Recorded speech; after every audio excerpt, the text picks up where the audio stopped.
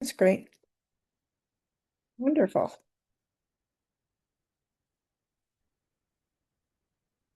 Yeah, they've moved a couple of things. Well, it's 10:02, so I guess we will get started. So I want to welcome you. I'm so excited to be here. I am Ann Church.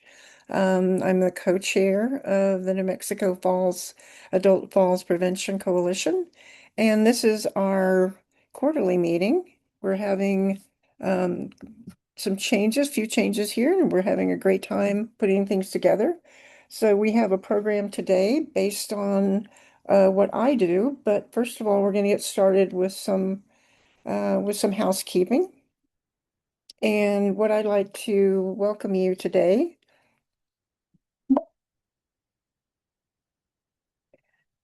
And we're going to be presenting, but I would like to also just big thing right now, we'd really like to have a shout out, for Janet Pop, who's been slaving at this for a number, I know, wait, decades, to be honest with you, decades of this. And she not only deserves a gold watch, but the problem is I think the deed to Big Ben still belongs to England, so we can't give her, Big Ben, but we want to give her a big thank you for everything she's done and all the work that she's done for us. A couple of things that we're going to be doing today. The program today is basically, I want to talk about what I do as far as villages, and then we're talking about training, and Cynthia will talk about that with you. And then we're going to talk about resources that are available across the state. We will also we're recording this, and I will put this up in my blog on villagesofsantafe.org. And that way, if you would like to have the recording and any of the other information, you'll have it available. Our next meeting will be Friday, November the 6th. Is that correct? Yeah, November 6th. Tana Beverwick Abuda from Bridge to Health will be presenting the program. So again, I'm Ann Church. I'm founder and executive director of Villages of Santa Fe. I'm a master trainer for Matter of Balance, and now I am the co-chair of New Mexico Adult Falls Prevention Coalition. And so, Cynthia, if you want to introduce yourself, you've been around also for a long time, but now we are co-chairs. Yeah, so my name's Cynthia Lacombe-Maniaci. I do the health and wellness programming at Oasis Albuquerque, a nonprofit in the Albuquerque metro area. And one of our big focus areas has been falls prevention. So I started attending the meetings when I started there in 2017 and eventually kind of joined the executive committee and now I'm here. And it's been wonderful getting to know the falls prevention community and work with you all. Yeah, so we want to remind you. Oh, this is wonderful. We did just this last week get a proclamation signed by the governor recognizing that September 21st kicks off Fall Prevention Awareness Week. And so, again, one of our big things is making fall prevention awareness, people aware of fall prevention and falls and how devastating they can be for our community.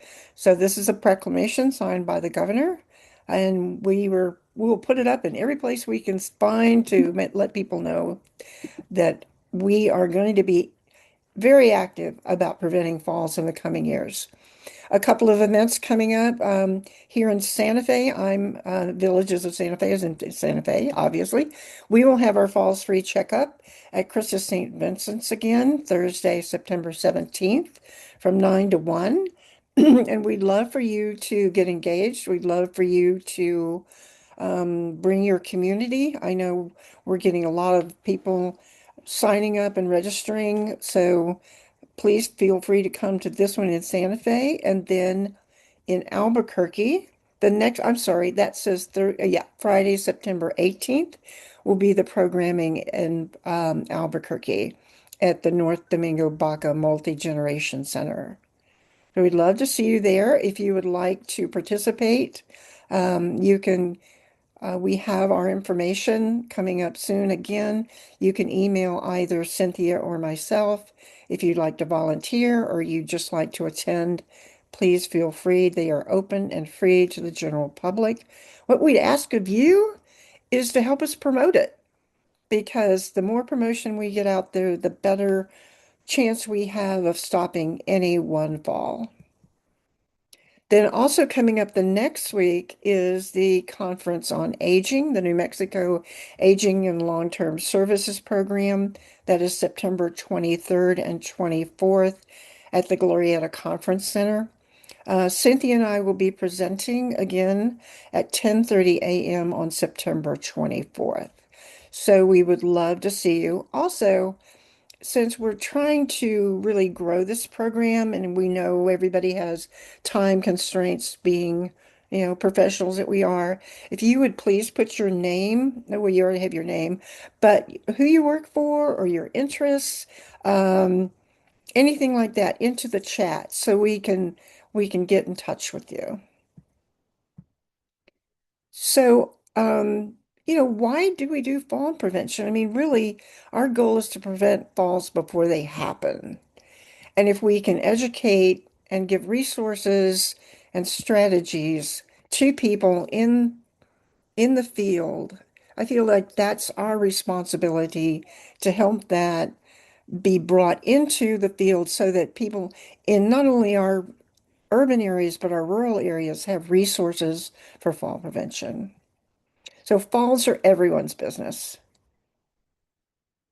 Here at Villages of Santa Fe, I do a lot of short 1 hour workshops.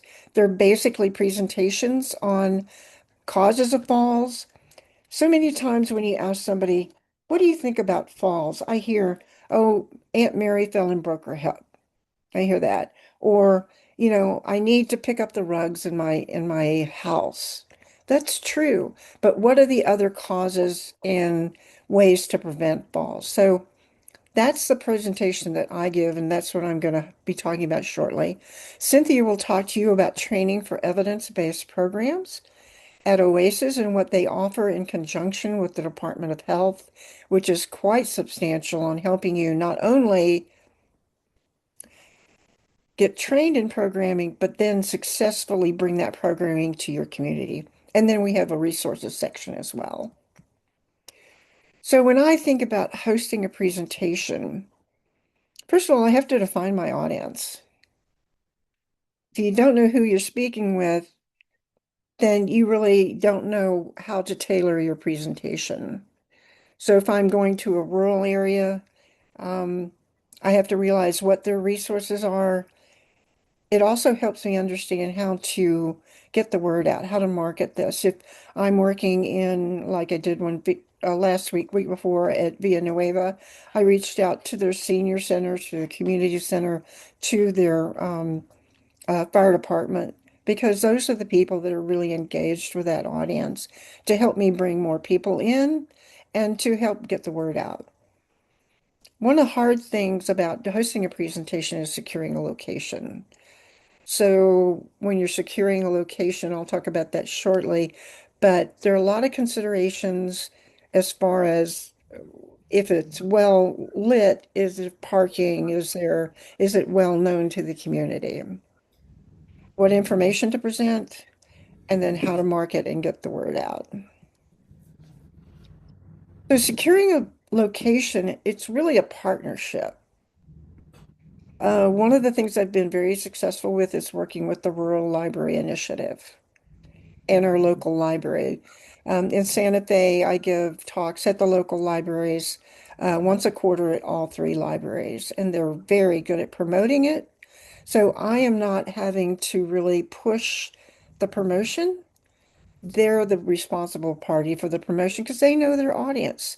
I help them create a flyer. We talk about the timing, we talk about the day of the week. Those things are all very important. Adult living centers are great. They have a really good audience, and I've been very successful at bringing those to like Montecito here in Santa Fe, Kingston, and other places. Community centers, the issue is you're probably going to be more responsible and on your own. you're more like renting the space if you don't have to pay for it. You might have to pay for it. So the community space is not necessarily going to help you with marketing. Again, marketing. Who will be your partner? Who's going to help you promote that event? What time is it available? For example, if we're at an adult living center, we want to do 10 o'clock or 1 o'clock, maybe something a little bit in between. If you do it too late in the day, the audience falls off. Too early in the day, I find it's best to get them right before lunch or right after lunch. That's just the way it works the best. And the benefits of that is that if you're doing it at a community center, sometimes they offer free lunch. So that helps to bring your audience in. We love doing that type of a thing. It really is. I mean, they're coming for lunch. Okay, can we snag them and get them into a fall prevention program? So I also have giveaways. I have door prizes. I don't like to necessarily quote unquote bribe people, but I do not feel a problem with maybe having a giveaway for, motion detector lights, which are very inexpensive. Just anything that gives them a little bit more incentive to show up, and the lunch is a big one.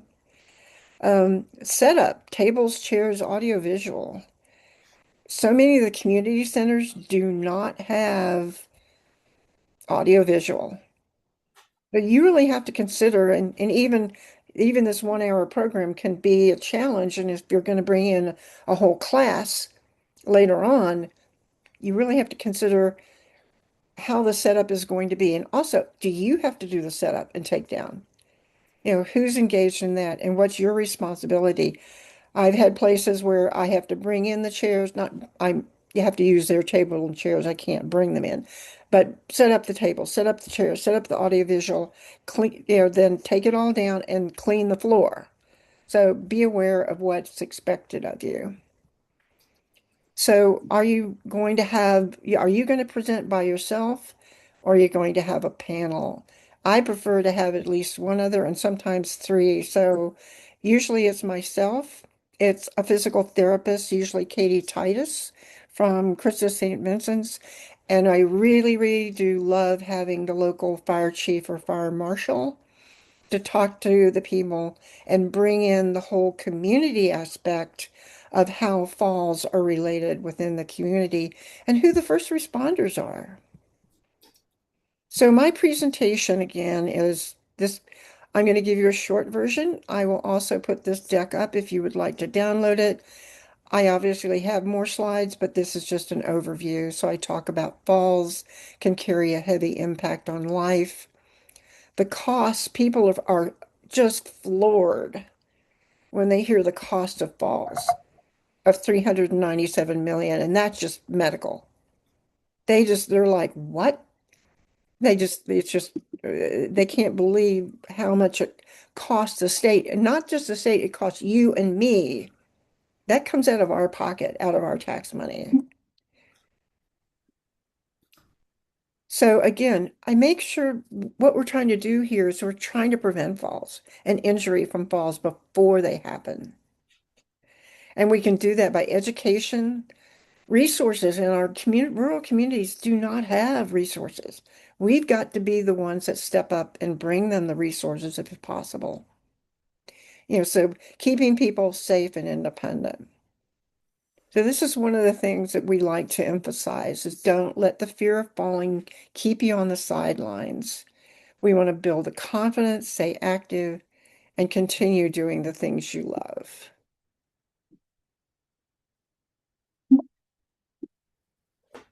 So this is a list of the topics that we cover. And again, we make this about a 1 hour presentation. So it's about 45 to 50 minutes of slides, questions during the slides. That's great. And then we do have a Q&A afterwards. And I stole this from Janet. We've always talked about the functions that really affect falls or affect balance. But she did a recent presentation, and I love giving the actual breakout of vision, vestibular, proprioception, and skin touch, so that people who think I just tripped over the dog can see that there's more going on here, that there's so much engaged in preventing falls and maintaining balance It really is a big help. We talk about the cycle of falls, vicious cycle, how it just you fall, fear of falling, because I feel that the fear of falling can be just as devastating as falling.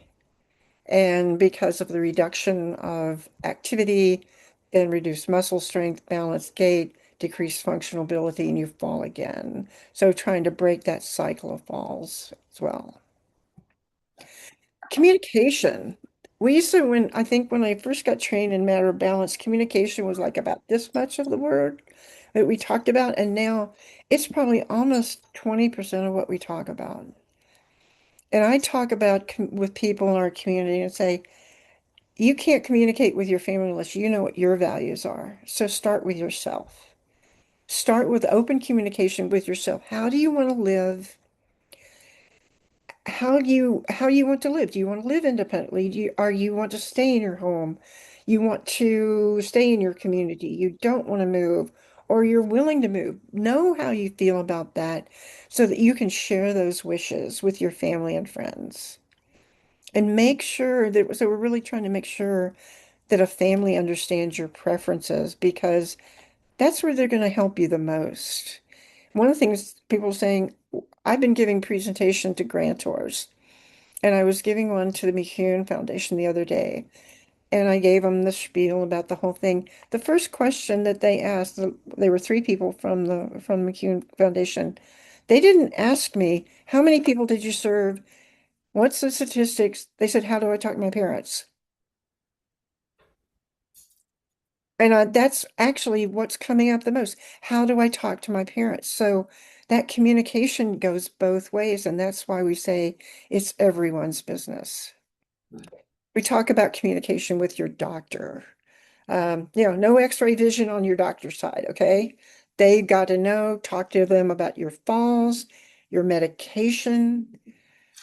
Ask for clarification. Sometimes I hear people go, "Oh, I didn't understand what my doctor was saying." Well, before you leave the room, if you're not understanding that,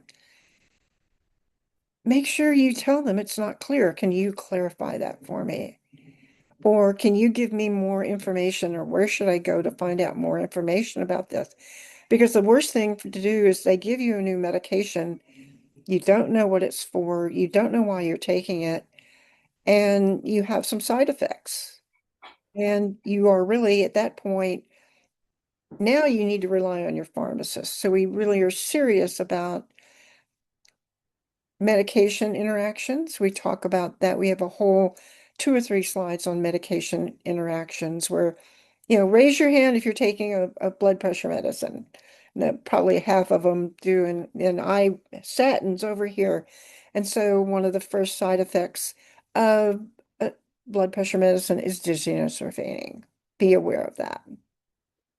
We talk about regular eye exams, regular hearing exams, and that goes back to that slide that has the four: vision, vestibular, proprioception, and skin touch.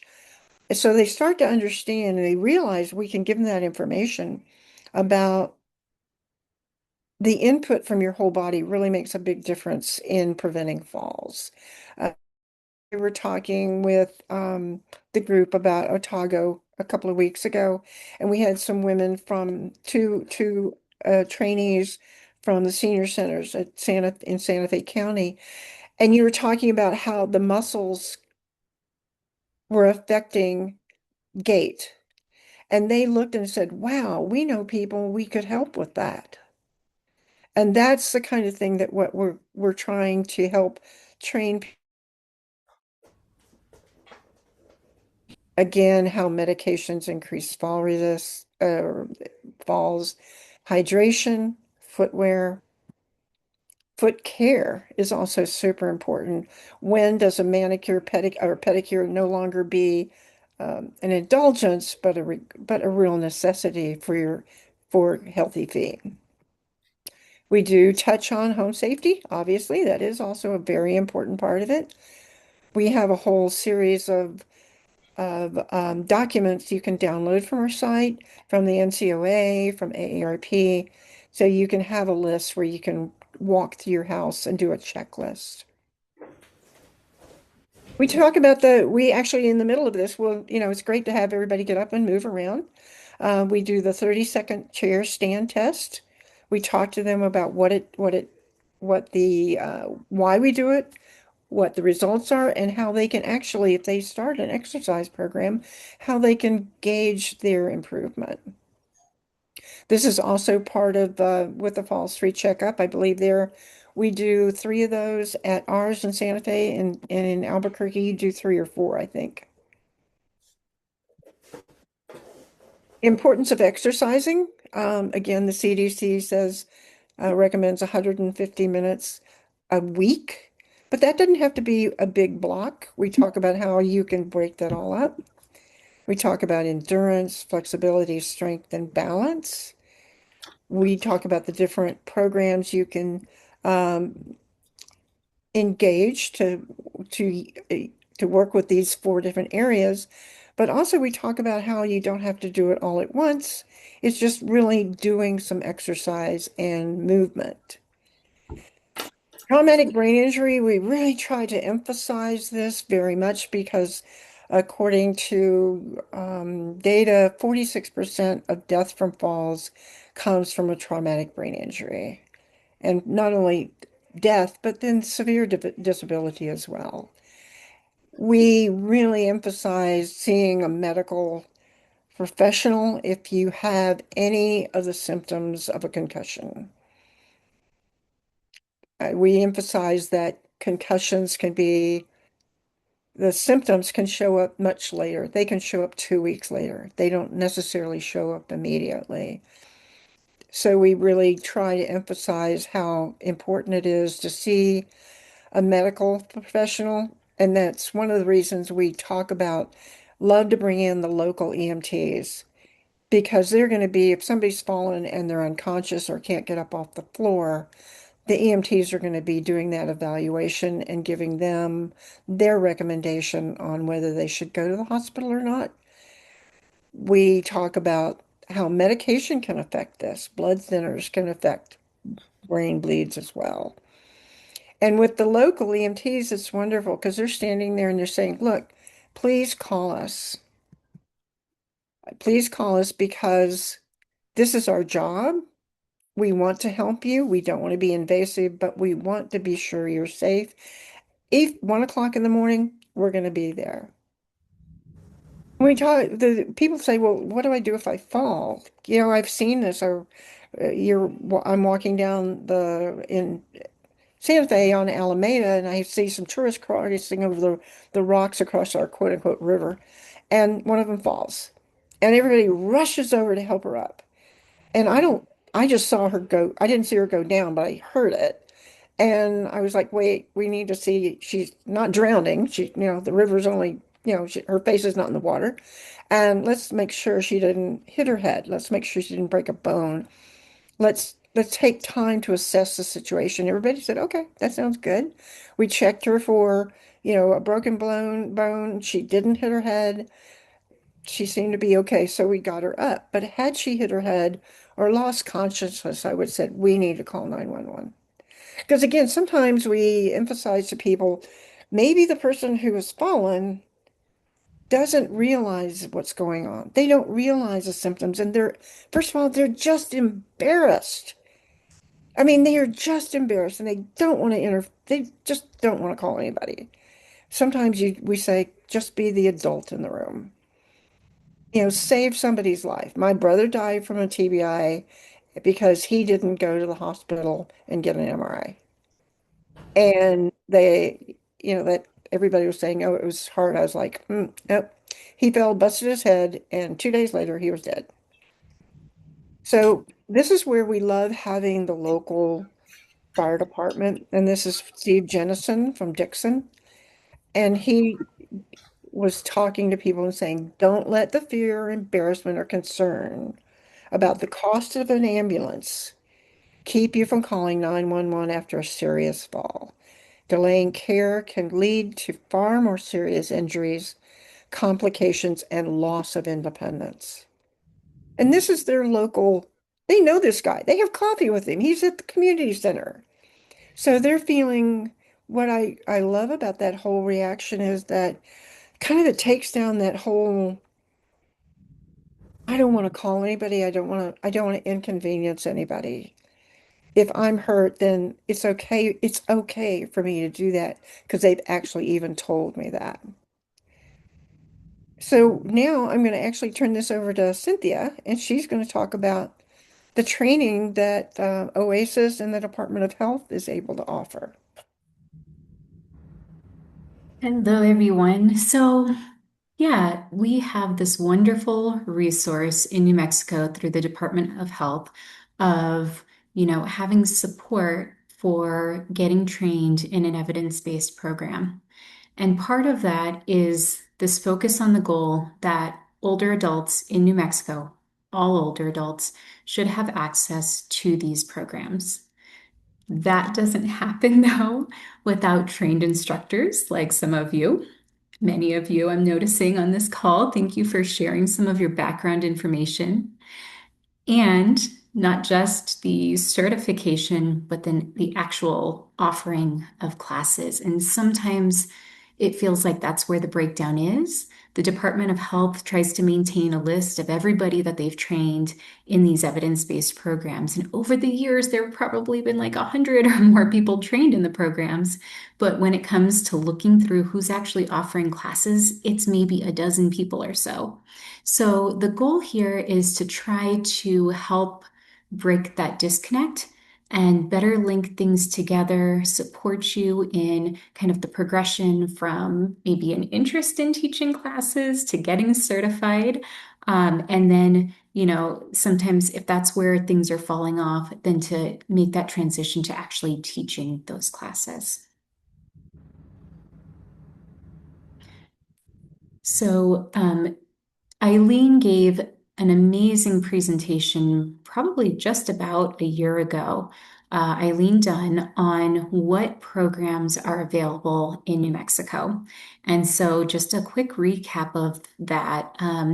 Some of the programs, not an entire encompassing list, but they include Otago, Matter of Balance, On the Move, Tai Chi for arthritis and fall prevention, Tai Chi Quan moving for better balance, enhance fitness, and more. And NCOA has a really wonderful list of evidence-based programs that you can read about to see if there is one that you'd like to bring to the state that maybe isn't currently being offered or that isn't as well recognized within the state.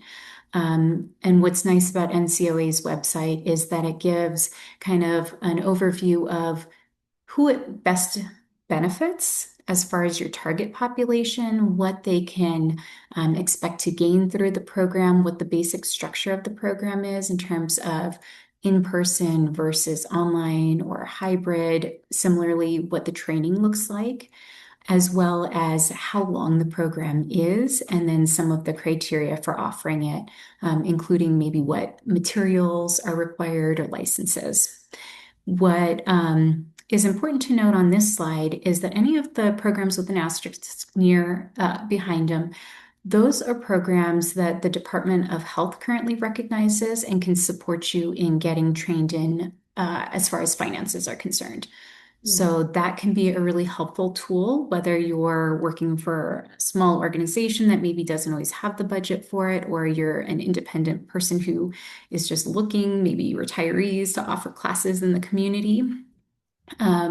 These are really helpful, but there's no limit on who can make use of this. But I will mention Helen's budget cap of $39,900 that she would love to have expanded. So that is one of the very few limiters on trainings but I don't anticipate hitting that. Cynthia, what are the professional requirements for for getting trained in these programs? Yeah, so it really varies by program. Those details are really nicely outlined in the slides that Eileen put together last year. And so we're going to send those out along with this slide deck so that you can kind of go through those in more detail. Since that wasn't the focus of this presentation and she has covered that recently, I didn't get into that. But as a whole, matter of balance, Tai Chi for arthritis and fall prevention, and Tai Chi Quan. I'm not sure about enhanced fitness. Um, you can be a lay leader. You don't necessarily have to have specific certifications. Although I believe a fitness background can be helpful for Tai Chi for arthritis and Tai Chi Quan. On the Move and Otago, I think there historically has been more of a focus, but those have kind of been loosened over time. For example, some of them started with OT or PT um, certifications required, and then were expanded to fitness instructors. And then I believe Otago has been expanded even further to include people who generally work with older adults and would be a good fit for training and teaching to them. Nice. As far as kind of, I wanted to not go a deep dive into any of the programs, but just give kind of a general overview of what the commitment might look like if you were interested in getting trained in some of these programs. They're generally organized from programs that help those with the most salient risk factors. Maybe they've fallen, they're pretty frail. To those who are more kind of community dwelling, it's great to address the risks early, but they can be people who have had a fall too. So the first one is Otago, and that has started with kind of PT sessions and then self-management for 4 to 10 months. But you can also do that program in a community-based setting, and a handful of instructors were recently trained in that program in New Mexico. So that is a really neat program. Training takes about 6 hours. And again, it really focuses on frail older adults and reducing their risk for falls. Matter of Balance is a program that has 8 sessions. Each session is 2 hours, and it can be 4 weeks or 8 weeks, depending on whether you offer it once or twice a week. The training depends on what level you'd like to be trained at. So there is a master trainer that can then train coaches. That training is 6 hours, 16 hours for the master trainers. For the coaches, it's 8 hours. And then the master trainer oversees the coaches, and the coaches get support from the master trainers.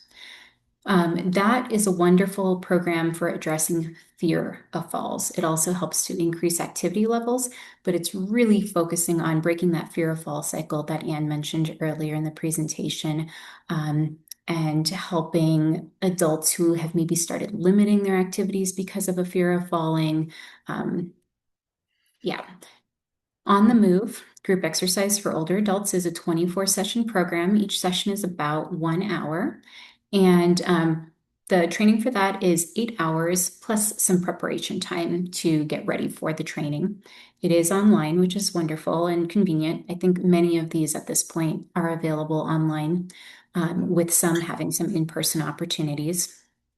And On the Move is great for improving walking. So it's all about like gait endurance, the coordination of walking for people who have maybe kind of developed some gait issues and who are no longer confident in walking. Um, the Tai Chi for Arthritis and Fall Prevention program is a 16-session class. Each session is 1 hour, and that's like Matter of Balance can be offered either once or twice a week. So, either 8 weeks or 16 weeks, depending on the structure. And that program can be offered as a hybrid, so in person and online simultaneously. Training for that is 1 to 2 days, depending on kind of who you take the training with. And prior to that training, you do need to put in time to prepare. And that estimate ranges anywhere from 10 hours to 150 hours, kind of depending on your background and how you're approaching it. That is a wonderful program for increasing mobility and strength and decreasing pain and falls. And I think that's part of what sets Tai Chi for arthritis and fall prevention apart from Tai Chi Quan. I work at Oasis, and we have participants who are like, I hear Tai Chi's good. I have no idea which one to take. And my advice to them or somebody interested in being trained in the program is part of it is really about convenience or what resonates to you. The two Tai Chis do have like different approaches, but it's really for the participant, sometimes it's just what aligns with their schedule. However, if somebody does have pain due to arthritis, Tai Chi for arthritis and fall prevention is really nice because they do warm-ups that really target the joints and that help to kind of lubricate them and reduce pain.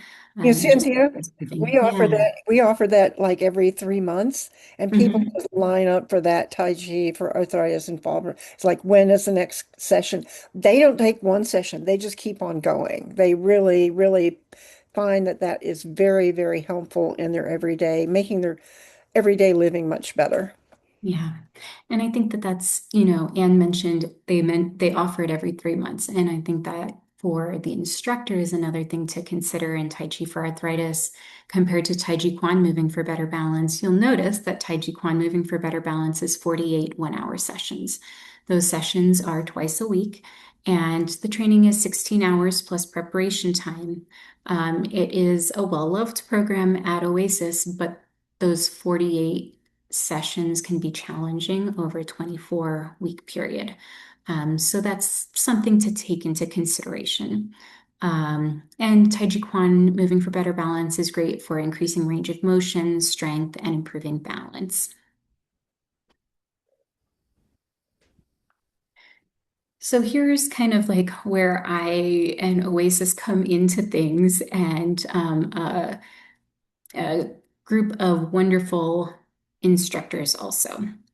So if you've already completed a training, or if you're looking to complete a training, and then you start to realize after completing it, like, okay, I know the program's format, I can follow this evidence-based program to a T, but wow, wait, how do I actually set up a class? Or, okay, I know the movements, but how do I really relay that to the participants and how do I retain them?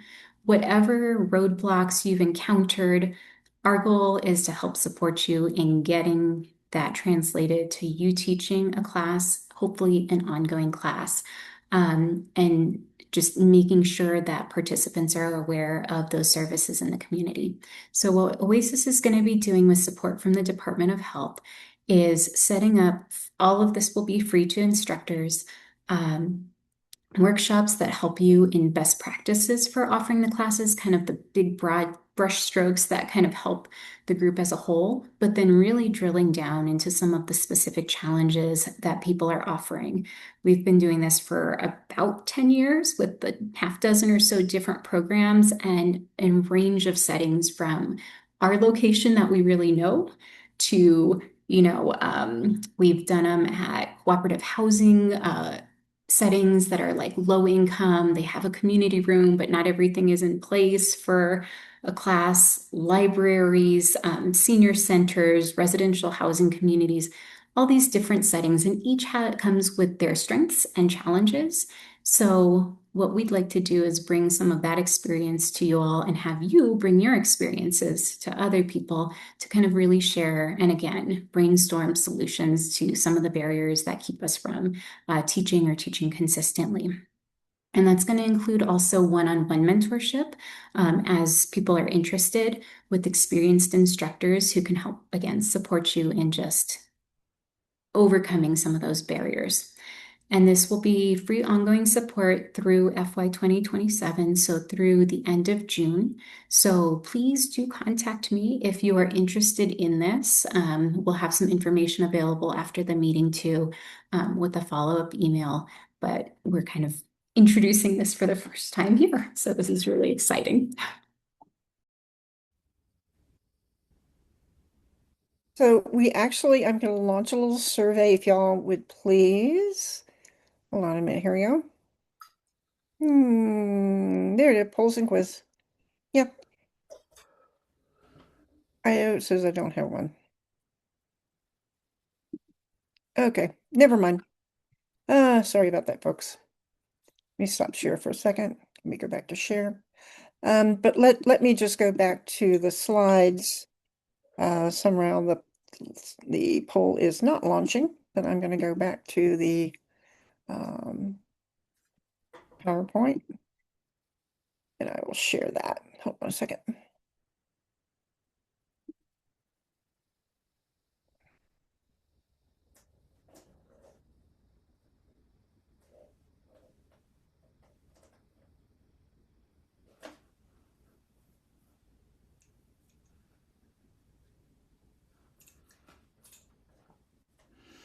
Yeah.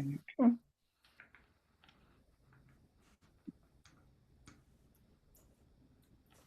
Hmm.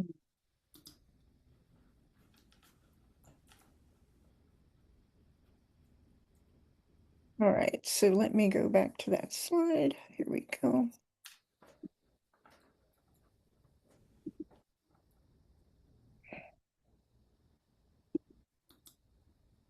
Okay.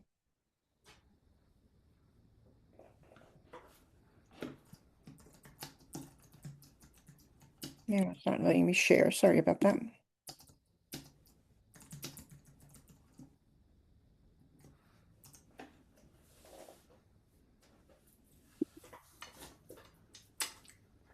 Hmm. There we go.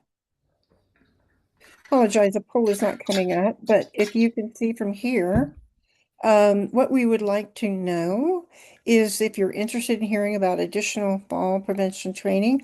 There is a QR code, so if you have your phone, you can get to the survey and we will get the information, or you could just put this in the chat. If you want more information on hosting a falls free checkup, that would be one of our goals for 2027 for the coalition is to have multiple locations across the state hosting these falls free checkup in September. So we have the one in Santa Fe, Albuquerque, and Aging and Long-Term Services all in September because that is Fall Prevention Awareness Week. But we would like to know if you would like information on hosting so we could help you host, or if you want to participate. If you'd like to become more involved with the Falls Prevention Coalition, we would love to have you come. We'd like to expand our membership, which is about 600. And if you're interested in any of those, please put, well, you've got your name in the chat, put your email and area of interest into the chat. Or you can also, if you're interested directly in training, you can email Cynthia at her email as well. So we'd love to see you participate. Like, I'd love to have 10 locations next year that are doing a falls free checkup. And I believe we can help with that and also help with just bringing fall prevention information and awareness to your local event.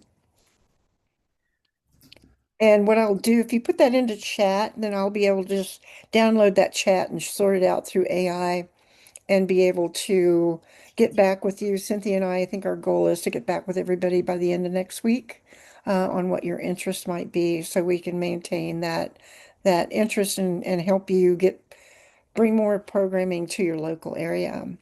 So Helen Wakefield is with us today. She is a fall prevention coordinator for the Department of Health, and she recently sent us some new information. So what I did is I put up a few of their slides. So when it was established in 2013, and it has a very large mandate and a very small budget. So one of the things we're going to try and help is maybe possibly get her some more money so we can actually do more across the state. And there is a statute 24-136, that by 2015 they'll establish a statewide community-based adult falls risk awareness and prevention program.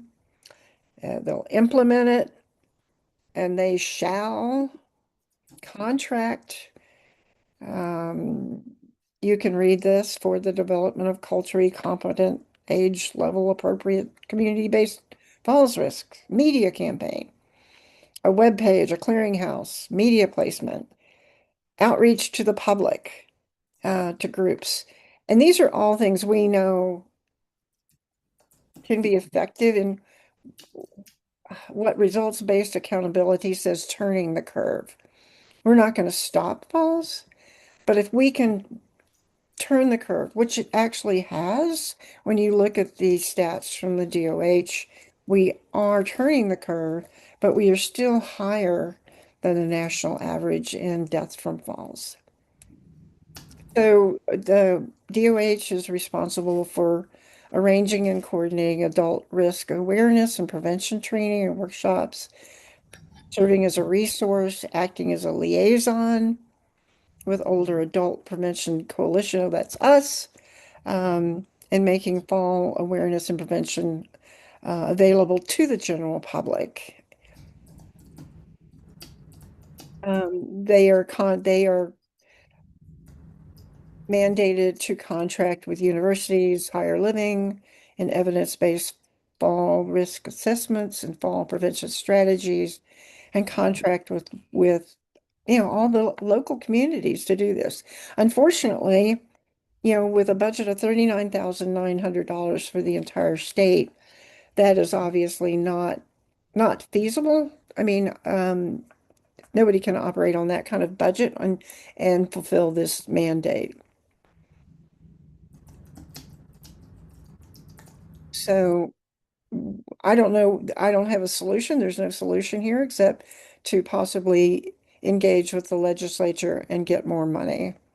That might be a situation that the coalition can actually engage in. I know Helen cannot do that. She cannot lobby, but we don't have such restrictions.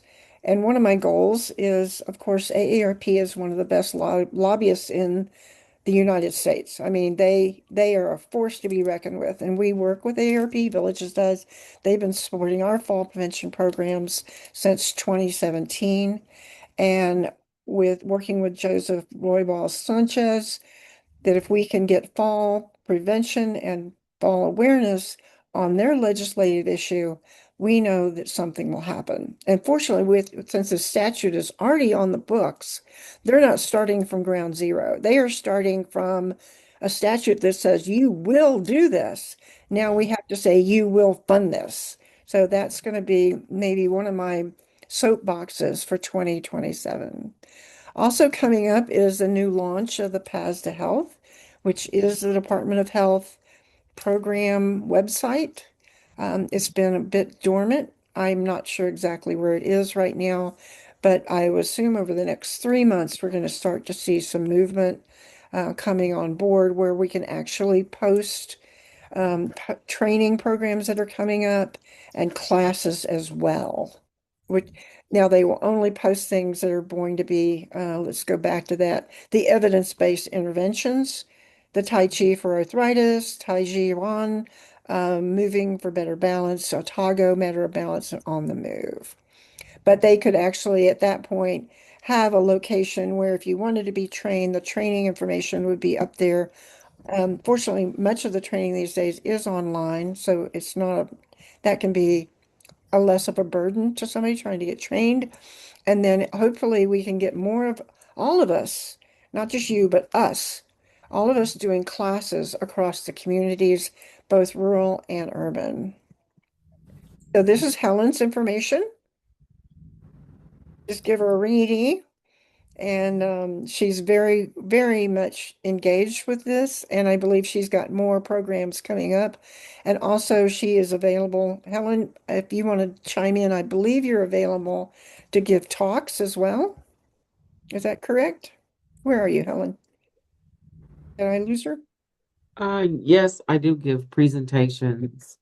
One of the things is that we do hope that Falls to Paths to Health website has been revamped, that it will go live. I'm not sure. I'm not over that. However, if you do already have or you will have classes, all you have to do is email me.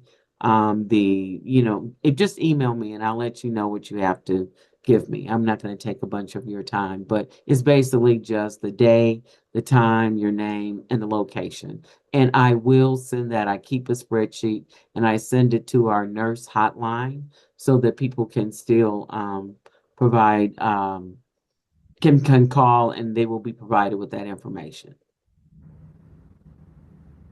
And is there anything, Helen, that we can do to help you be successful at what you need to do? I think one of the things that we're trying to help with is you were mandated to get a certain number of people engaged in programming and training, and I think we can help with a lot of that.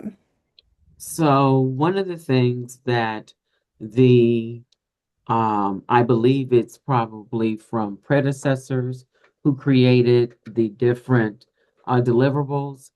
And the deliverable is to actually have participants in falls prevention, intervention courses, right? That was what we thought, well, I thought. And courses by, I meaning attending all the 8 weeks. All I need now is to make sure that I have 800 that have participated. And participated means if they showed up one time or, the entire 24 sessions if it's a 24 session course. With that being said, we're also going to have a dashboard. And that dashboard, I'm working with our evaluator now. That dashboard will be going live at some point in time. The hope is that it will be live on our website. And so there'll be actual how many people are participating in Matter Balance, let's say in Albuquerque, of course, no names, but participating and then also completing. I want that broken up and give credit to the people that actually do the 75% statutory or not, well, it's not really a statute, but program um, provisions, we want to give them credit. Because if you're a senior and you go every single day, every single class for 16 weeks, I think you should be celebrated. Not that we don't celebrate the person that went one time, but that's really a celebration for you. And while we won't have your name, at least you're going to be captured in our numbers.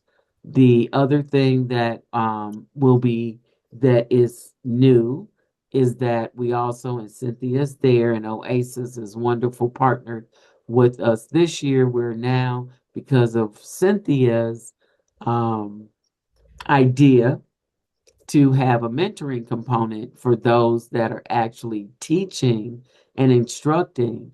Oasis will be providing a mentoring service to the instructors and the coaches for this particular fiscal year as well. So, dashboard coming, paths to health will be blooming, mentorship. So, with the little $39,900, what we don't have to spend on, we don't spend on, and what we can do, we know we can train people. So we do the best we can. Thanks, Helen. I think that this is just a situation where if all of us work together, I know that getting trained is one issue, but this wonderful idea of being able to be mentored and how to actually then bring that resource to your community, not just once, but on a reoccurring, ongoing basis, is just really important because I know that even in Santa Fe, just when people are looking for regular classes, it's very hard to do so. I mean, Villages of Santa Fe offers about 700 classes a year online and in person, but most of them are just regular exercise classes and not the evidence-based programs. We'd like to be able to step that up so that our local physical therapists and clinics and hospitals can recommend these programs so we can have them ongoing on a regular basis if it's really important. So other resources we have, obviously, if you are interested in hosting a falls prevention awareness program, NCOA has a really good toolkit. They're really in-depth with that information, and they have flyers, they have press releases, they had to have how to get a proclamation from your governor, how to get all this information to raise awareness in your community. Another good read is the 2025 Fall Prevention Awareness Week Impact Report. So this happens nationwide. And so one of the things that we're gearing up for, obviously, with our programs in Santa Fe and Albuquerque is to make sure our data goes to them. So we are recognized, as a very active state in fall prevention. And in the decks, these all have the links. So when I put this information up on our website, you can just click on it and go through it. But SOA is pretty easy to find. They do have logos and banners. They have social media kits. They have how to do public relations. So many of those things are, when you look at hosting something, you say, well, I'm trained in matter of balance, but I don't have a clue how to put this on social media. What do I do? How often do I do it? What should it say? How do I target my audience? And the public relations aspect of it. For example, how to get it into your local newspaper, how to get it in local calendars. And marketing is just it is a situation where you just have to do it and do it and do it again and do it again. And realize that, and I was speaking with Cynthia yesterday, because I go out and give these talks on fall prevention. I may have two people, I may have 35 people, but my mandate is from like Ancorum and Christus Health that funds a lot of our programming. They use results-based accountability and they say, how much did you do? So how many classes, how many people did you talk to? How many people did you impact? How well did you do it? Did people get anything out of it? Their third question on results-based accountability is anyone better off? I don't take that as being anyone. I take it as anyone. So if you give a talk to three people and possibly prevent one injury from fall or one death from fall, you are successful. So don't be intimidated by I didn't have a big audience. And Cynthia and I were laughing about we're really data driven. So we always looking, can I get 200 people? Can I get 300 people? This is not what it's about. It's really about getting the one or two or three people. When Janet was giving her training on Otago the other week, and the activity coordinators from the senior centers, the light went on seriously when Janet was talking about gait and the muscles that really affect different gaits, and they could honestly translate that into, I see one of my members walking like that, and I think I can help them. And now I have the tools to be able to do that. And so then our job is support that and make sure, like with Cynthia's ongoing training and ongoing mentoring, that they feel supported and that they have an umbrella over them and they're not out there siloed by themselves. That'd be a big help. So being engaged with the coalition, I think all of us can start thinking about being mentors and being out there in the community and really helping our community. Also, obviously, the CDC, they have, pages and pages of information on older adult falls prevention. So you can read yourself to death, but if you want to get engaged with your community, I'd be happy to help you do and work with you to do a short presentation because I believe before you can bring a class to your community, you need to bring an awareness program to your community first. And maybe do that two or three times while you're possibly either getting training or building your audience for the class. And then once you've built the audience for the class, let your class be your marketing people. Let them be your advocates. Let them say, because 99.9% of the people who take our classes say they refer classes to others. But then you have to challenge them to do that and say, great, we're going to have a class. Who of your friends should come to that class? Who do you know who could benefit? And they're like, oh, well, yeah. And you're like, why don't you bring them to the next class? So using that word of mouth training is really, really helpful.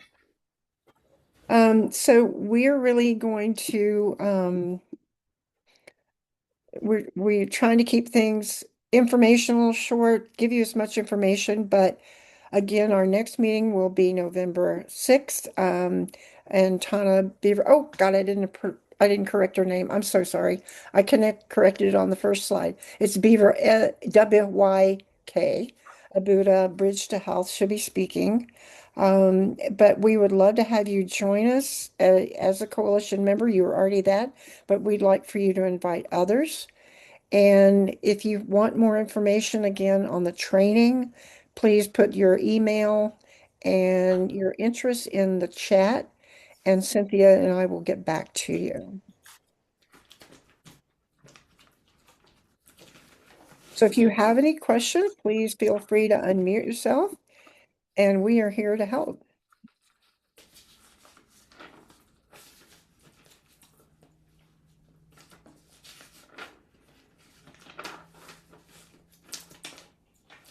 Cynthia, I will download the chat for us. I'm also going to stop the recording now. And I wanted to just also offer that if you're trying to get older adults in your community to maybe start physical activity in a structured way, and that's something new